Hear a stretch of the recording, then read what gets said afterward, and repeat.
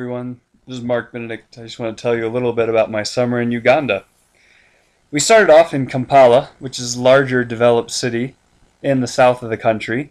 And then for our teaching program, we headed up to the north, to Gulu, which is the largest city in the north. And this is a typical street scene from Gulu.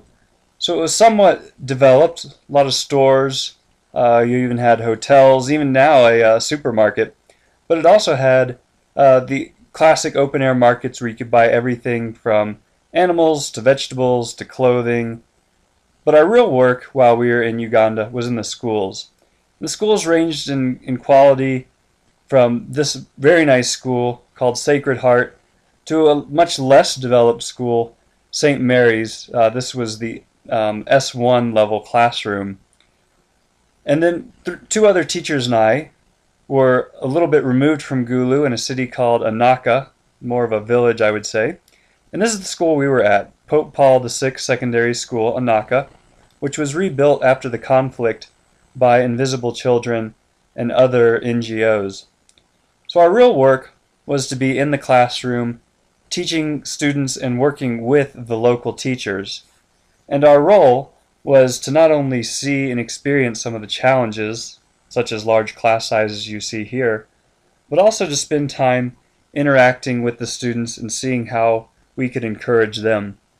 So they face many challenges, from the students' tuition to low pay for teachers to funding issues in general.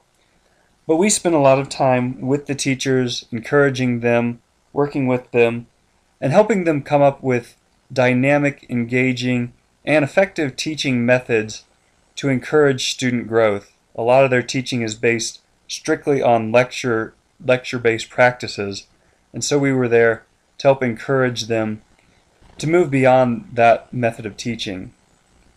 We spent a lot of time in the classroom. We spent a lot of time with our co-teachers. So there were 3 North American teachers at the school working with the 6 Ugandan teachers. There were also student leaders at the school called prefects, and these were students who really excelled and helped make the school work. And of course, we also had to spend some time playing a little football. The first day I was there, I was drafted onto the football team as the goalkeeper, and we won the game, so that was good news. The students were, in general, very motivated, spent a lot of time working on their own, and were very friendly, had great smiles, great laughs, and loved to interact with us, and we loved to interact with them. We spent time with them in the classroom. We also even started a little Anaka running club, and we'd spend time running and walking with them in the afternoons. Some differences in Ugandan schools. For one, if you need your maintenance on your lawn done, you get out the slashers and you have students cut the grass for you as discipline, and also, cuts down on your building costs. So we saw all kinds of differences. We also got to experience and be some with the primary school students. Though most of our work were in secondary schools, the kids would always follow us when we were out, and they would love to play bubbles or just play games with us. They also, of course, loved playing music, and these students are preparing for a competition of the primary schools in which they have music performances, they have traditional dance performances such as this one, they would have creative dances as well as dramatic presentations. And so it was neat to see the encouragement at the primary level, at least, of the music and dance. Typical Ugandan food, a lot of rice. You see some cassava here, some plantains, some greens, beans. The students for lunch would eat posho and beans. Posho is a sort of corn flour with black beans.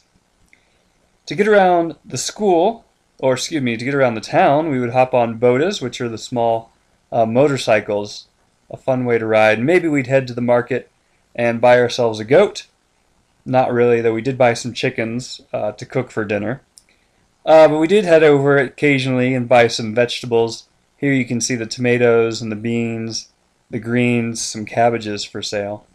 And also we had to go to the tailor shops. Amazingly beautiful fabrics and beautiful, encouraging, kind people as well. Or perhaps if you need a shipment of plantains or a broom here, to sweep around your compound. And many of the families lived in compounds like this. You see the garden in the front, and the round huts with the thatched roofs where the families would live.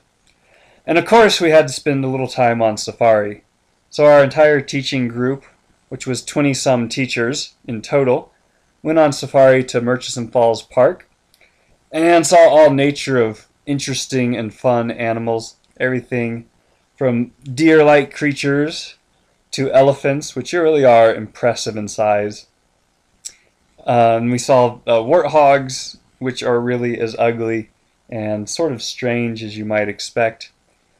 And we saw giraffes, we saw hippopotamuses, and all nature of excitement. No lions, though. A lot of people ask, but unfortunately no lions on our trip. And finally, we headed up to the Nile River to see hippopotamuses and to see the famous Murchison Falls itself. It was a very encouraging summer for me. It was changing my perspective and helping me to understand the challenges that are faced in other countries, and also encourage me to care about those challenges and to be thankful for the things I have here in the United States. So thank you for your encouragement. Thank you for your prayers and your support. And thank you for listening.